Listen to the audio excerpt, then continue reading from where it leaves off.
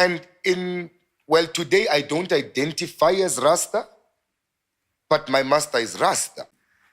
The Rastafari faith, what contribution does it have to answer the questions that we are facing? Actually, Rastafari began as a response to colonialism and slavery. It began as a liberation movement. They think changing the name God with Jah and Lord with Rastafari and, and others with Haile Selassie, you are decolonizing it, which moved from Rastafari to Christafari, because then it started to use Christ to rationalize Tafari. They started to tell that His Majesty is the returned Christ. His Majesty, it is the Christ in His kingly character. Christ in His kingly character.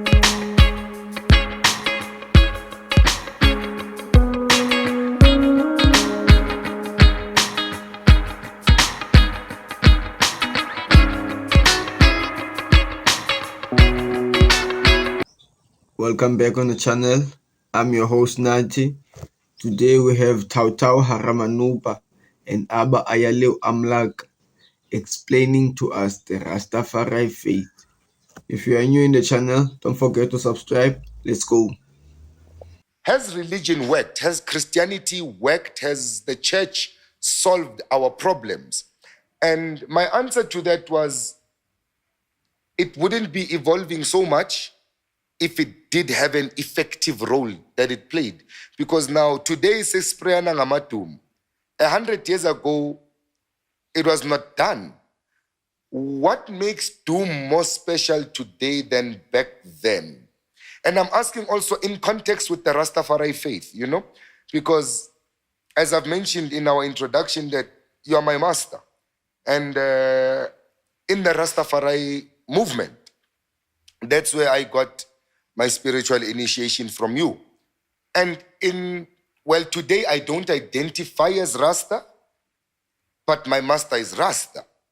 Now, in the movement of Rasta, I realized and I learned to Guti, all right, you've mentioned previously, Nyaya Bingi, and then there's Bobo Ashanti, 12 tribes of Israel. And my question is, in connection with everything we've been speaking about, colonialism, Christianity, and this neo-African tradition that is merged with Europeanism, the Rastafari faith, what contribution does it have to answer the questions that we are facing?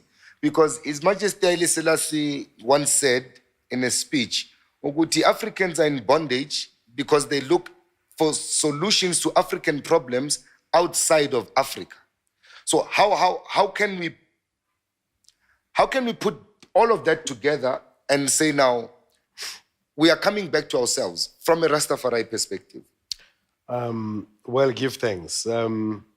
Actually, Rastafari began as a response to colonialism and slavery. It began in the condition of slave plantations of Jamaica. A product of plantocracy, if you may. Now, in that process, this is the Africans we were taken by force from Africa. They are deculturalized, detribalized, delinguisticized. They are transplanted. They're taken out. The only thing African left about them is their skin color. And certain things that they will do by instinct. Then because of their instinctive doings, then those who are surrounding them, like the Europeans who enslaved them, they'll be saying, these African things, because they find them strange to their Europeanness. To their way of life. So, but Rastafari, over the years, like I say, it began as a response to colonialism and slavery. It began as a liberation movement. But through the process of time, some aspect of it, great aspect of it, large aspect of it, morphed, it absorbed in Afro-Caribbean Judah Christianity. A distinctive form of Christianity which is Afro-Caribbean, that include revivalism, Mayalism, Kumina, aspects being incorporated. In the process of that, and Baptist, in the process of incorporating this Afro-Caribbean Judah, not Judeo, Judah Christianity, a form of Christianity that is centered around the Lion of Judah, The Lion of Judah. which is the Emperor Haile Selassie. And then, but nevertheless, continue to be Judeo-Christian because they then use the King James Version of the Bible As a point of reference. as a point of reference. They think changing the name God with Jah and Lord with Rastafari and, and others with Haile Selassie, you are Heaven, decolonizing it. But they're not decolonizing it, they're engaging in great plagiarism.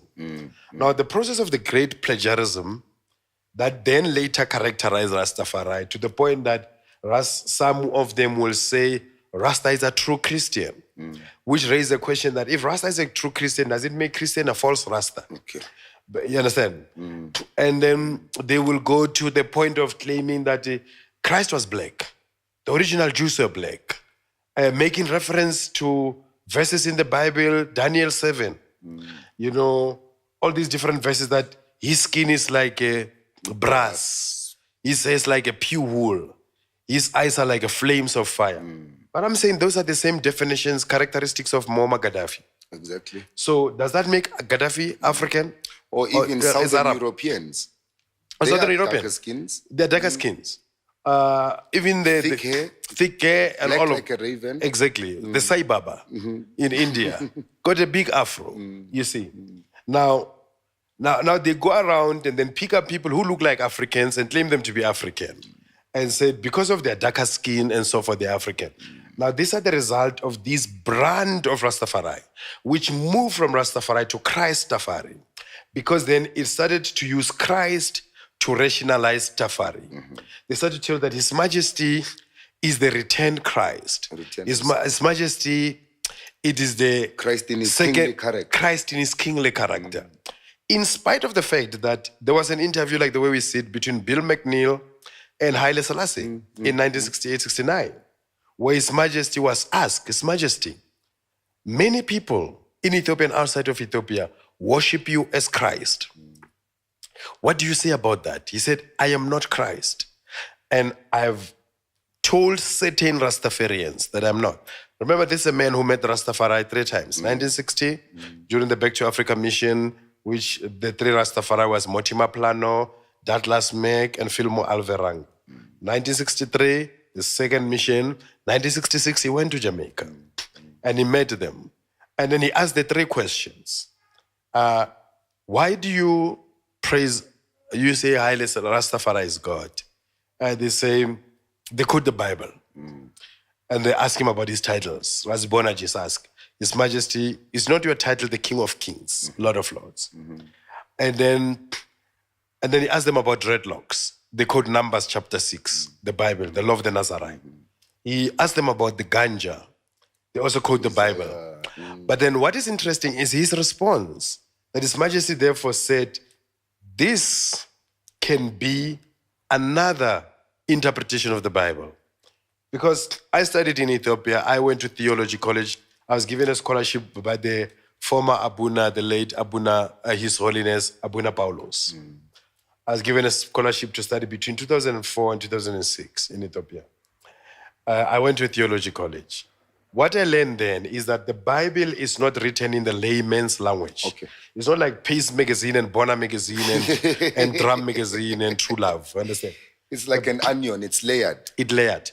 So it is written in metaphors, in similes, in symbolism, proverbs, and that are cultural specific, And which idioms. are Culturally specific idioms. These are idioms of the Jews. Exactly. These are proverbs of the Jews. Which won't apply. Now, before, and that's when I stopped reading the Bible and I stopped wanting this Rasta who read Bible to read it for me.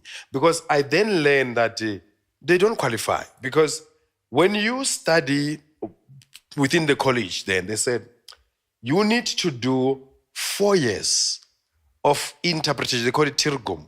4 years you study the interpretation of the Old Testament. And then you do 4 years of the interpretation of the New Testament.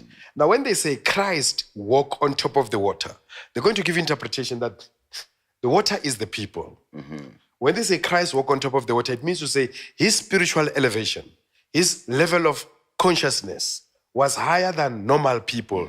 Therefore, it looked like he walked on top of the water. Again, it's those metaphors and proverbs like "Munna ginja" doesn't necessarily mean to say you walk on food and go ho ho. Understand me? No.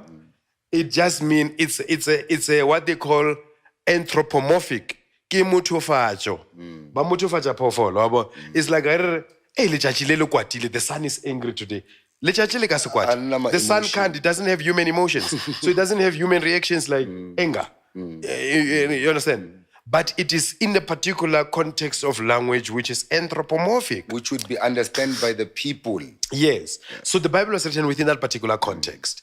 That is why the original priest was to be the interpreters. Now, these ones of ours, they came, they never went to theology college. They interpret some of these things based on their faith, not based on fact. And you see, faith is a problem because faith is believing in things without evidence. Without evidence. You know, faith is whatever you say, you know, I can't argue with it. It's your faith. If you're going to tell me that this man is your God, fine, he's your God. You see, just like, how do we then arrive at the divinity of His Majesty within this context of Rastafari being a response to colonialism and slavery? The original idea of Haile Selassie or Rastafari as God, it does not have to be theologically correct. True. It is not based on theological facts or these biblical verses that they refer to. No. It is based on an indigenous ancient African practice, which is the deification of an individual. Because fundamentally, God is a deification of an individual. If I'm going to say, you are a God, you are my God, because I deify you as such. So it's a deification of an individual. So the Rastafari, we chose to deify an individual called Haile Selassie and say, this man is God. Now, the problem come up when we start to use the Bible to try to justify that. Can I put you in a corner? You can never put me in a corner. If you enjoyed this video, don't forget to subscribe. See you on the next one. Let's go.